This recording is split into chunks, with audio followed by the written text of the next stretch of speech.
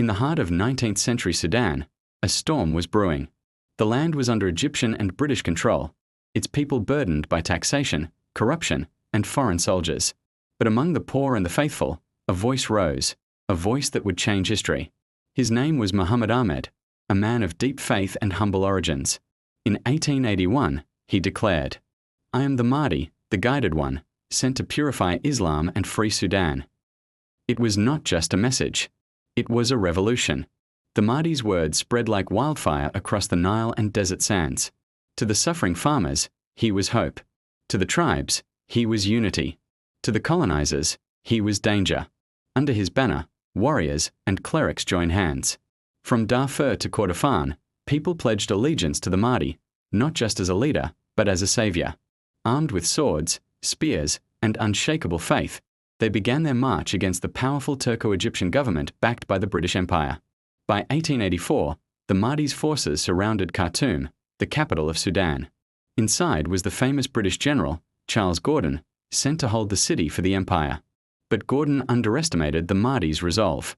On January 26, 1885, after months of siege, the Mahdist army stormed Khartoum.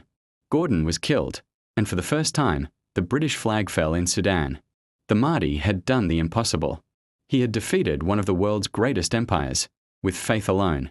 For a brief, shining moment, Sudan was free.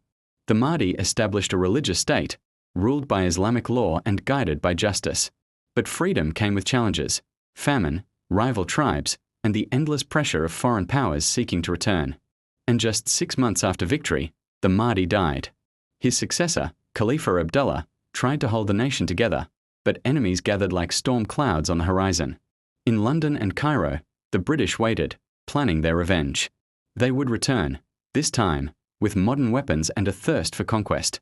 The stage was set for Omdurman, the final clash between ancient faith and industrial might.